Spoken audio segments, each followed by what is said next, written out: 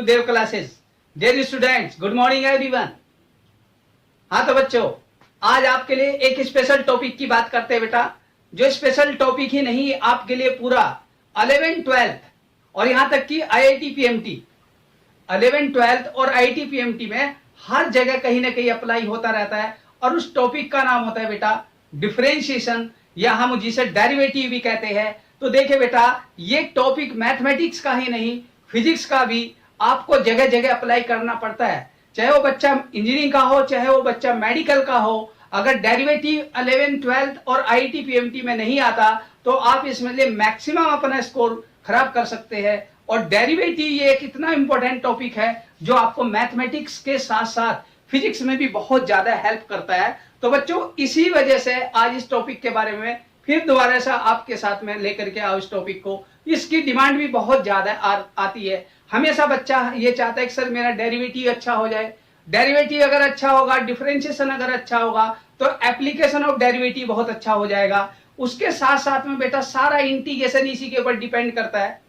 तो बेटर है कि आज के टॉपिक को हम बहुत ध्यान से और बहुत अच्छा इंटरेस्टिंग बना करके काम करें, तो बहुत ही बढ़िया रहेगा बेटा। तो आज के टॉपिक पे आप ध्यान रखना है कि शुरू से लेकर के आखिरी तक आप बहुत बारीकियां जो बेसिक है उन पे ध्यान दीजिए। अगर वो बारीकी अच्छी है आपकी, तो आगे चल के बहुत अच्छा सपोर्ट करता है।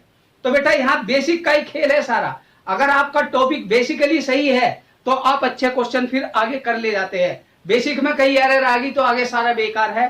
तो मैं डेरिवेटिव पे थोड़ा सा बात करता हूं। डेरिवेटिव होता क्या है? डेरिवेटिव होता क्या है बेटा? किसी भी फंक्शन का या किसी भी ग्राफ का स्लोप कहलाता है किसी पर्टिकुलर पॉइंट पे। देखिए बेटा, डेरिवेटिव मींस होता है slope of the curve at any given point. अगर हम डिफरेंशिएशन की बात करते हो तो डेरिवेटिव जो आएगा किसी भी फंक्शन का स्लोप कहलाएगा। जैसे मेरे पास ये कोई फंक्शन है, तो इस फंक्शन का इस पर्टिकुलर पॉइंट पर अगर आप स्लोप निकालना चाहते हैं तो आप उसका डेरिवेटिव फाइंड करेंगे। उस डेरिवेटिव को कहा जाएगा dy by dx at particular point x1 y1, जिसको हम बेटा स्लोप भी कहते हैं, tan थीटा भी कहा जाता है। तो आप इस बात को ध्यान रखें, this is called the derivative. और y इक्वल टू fx कोई फंक्शन होता है। जब फंक्शन होगा आपके पास तो उसका किसी पर्टिकुलर पॉइंट पर स्लोप भी आएगा dy बाई dx। क्लियर है? तो हम डेरिवेटिव को थोड़ा सा अगर ध्यान से देखें, कोई फंक्शन गिवन होगा। जब फंक्शन गिवन होता है तो बेटा हम उसके बाद उसका डिफरेंशिएशन फाइंड करते हैं। और डिफरेंशिएशन के साथ अगर उसमें पर्टिकुलर पॉइंट यूज किया जाए, वो slope of the curve at a given point कहलाएगा। Slope of the curve at a given point, जिस पर हम टेंजेंट ड्रॉ करते हैं। टेंजेंट का स्लोप और इस कर्व का स्लोप दोनों का सेम होगा इस पर्टिकुलर पॉइंट पे। क्लियर है? तो डेरिवेटिव को एक थोड़ा सा मैं यहां से स्टार्ट लेकर के चलता हूं। क्लियर है? यहां से अगर हम बेसिक की बात करें तो हम डेरिवेटिव को थोड़ा सा आगे लेके बढ़ते हैं। तो y इज इक्वल टू, अगर बेटा कांस्टेंट फंक्शन है, कांस्टेंट फंक्शन मतलब एनी कांस्टेंट वैल्यू, ध्यान देना, तो इसका डिफरेंशिएशन बेटा 0 आता है। मतलब slope m, that means tan 0 आया होगा। ध्यान से देखना बेटा, ये जो स्लोप की बात की मैंने, स्लोप ऑफ द कर्व, बात समझ में आ रही? तो बेटा स्लोप ऑफ द कर्व, जैसे मेरे पास यहां पर क्या है, y equal to constant function है।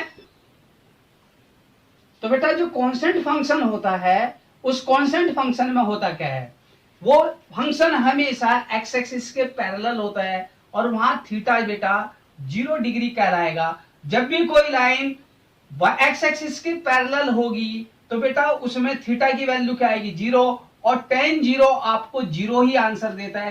इसलिए ध्यान रखना है, कांस्टेंट वैल्यू का फंक्शन हमेशा उसका स्लोप अब जब आप फाइंड करोगे हमेशा 0 आएगा।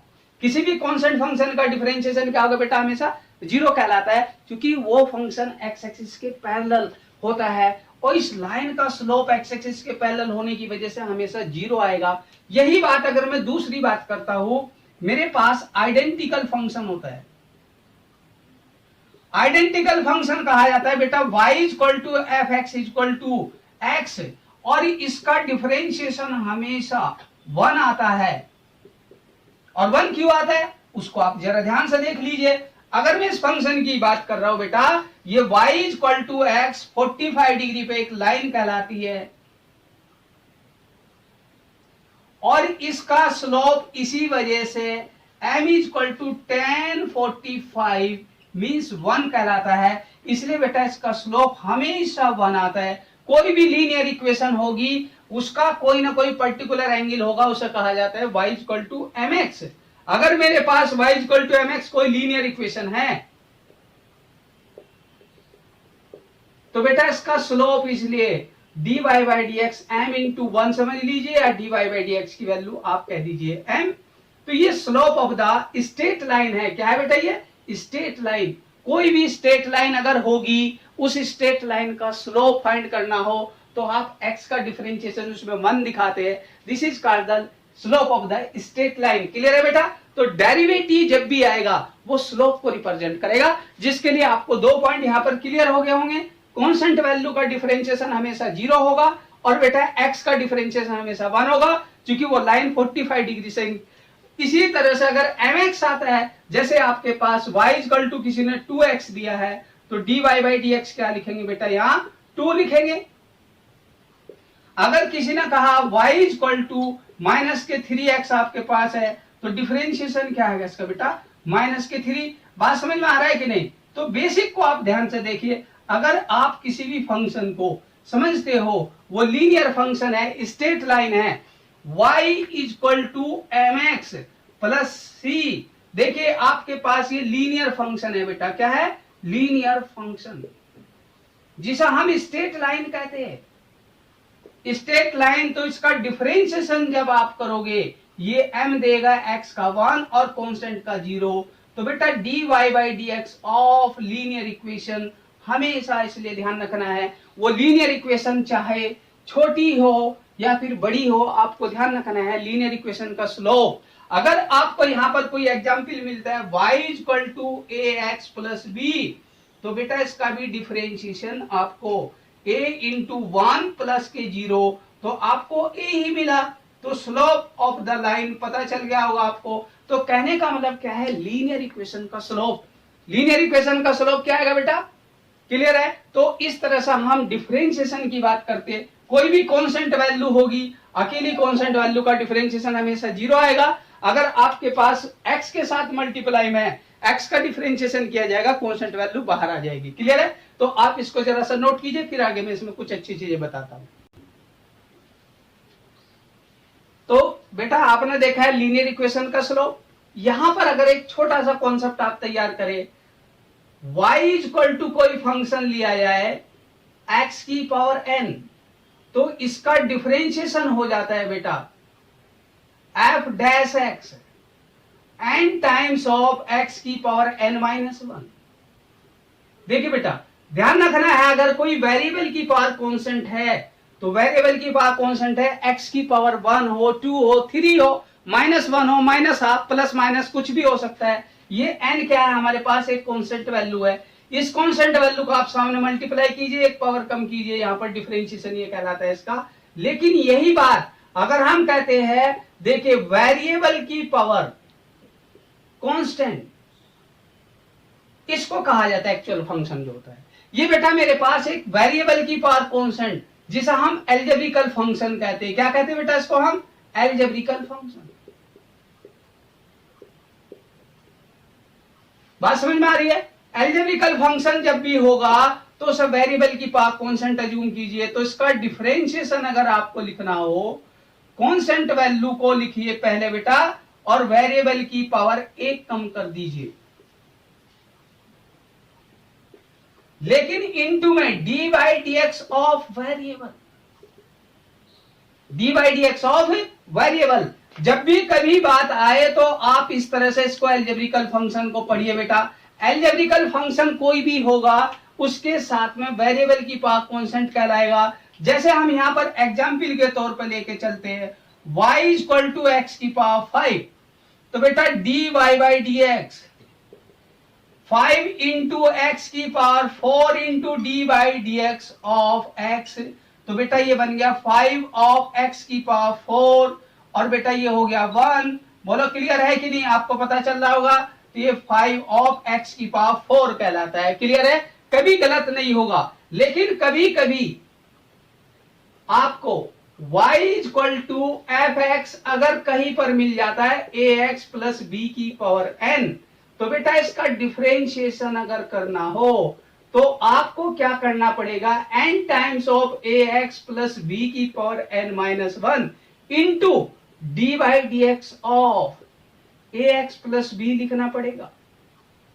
जब इस बात को करते हैं तो हमारे पास ये वैल्यू आई n times of a x plus b की पावर n माइनस 1 और इंटू में a आएगा बेटा, यहां से कितना आएगा a, क्योंकि ए एक्स प्लस बी का डिफरेंशिएशन क्या होगा a, तो याद रखना है आपके पास डिफरेंशिएशन आएगा n टाइम्स ऑफ, कभी भी वेरिएबल की पावर कांस्टेंट अगर है तो आप इस फॉर्म को अप्लाई कीजिए बेटा। जैसे मेरे पास यहां पर कोई एग्जाम्पल आता है y equal to 5x plus 3 की पावर 4, तो dy बाई dx अगर आपको लिखना हो तो 4 टाइम्स ऑफ 5x प्लस 3 की पावर 3, इसको एक कम किया, into d by d x of 5x plus 3। तो बेटा ये बन गया आपका 4 टाइम्स ऑफ 5x प्लस 3 की पावर 3 इंटू 5। तो याद रखने वाली बात है कि अगर हम इस कॉन्सेप्ट को लगाते हैं तो ये हमेशा आपको एक परफेक्ट सॉल्यूशन देगा। तो याद रखना है ये वाला कॉन्सेप्ट आपको हमेशा लगाना है, ठीक है ना बेटा। जब भी वेरिएबल की पावर कांस्टेंट हो तो वो एल्जेब्रिकल फॉर्म होती है और उस एल्जेब्रिकल फॉर्म को ऐसे किया जाता है। कहीं भी देखेंगे आप, कहीं भी लगा सकते हैं, वेरिएबल वैल्यू होनी चाहिए, उसके ऊपर कांस्टेंट पावर होनी चाहिए। जैसे यहां पर देखो बेटा, एक एग्जांपल में लिखता हूं, अगर आपको थोड़ा सा डिफरेंशिएशन आता है, साइन क्यूब एक्स का डिफरेंशिएशन करना हो तो बच्चे यहां मिस्टेक कर जाते हैं, तो हम इसे कहते हैं साइन एक्स की पावर 3।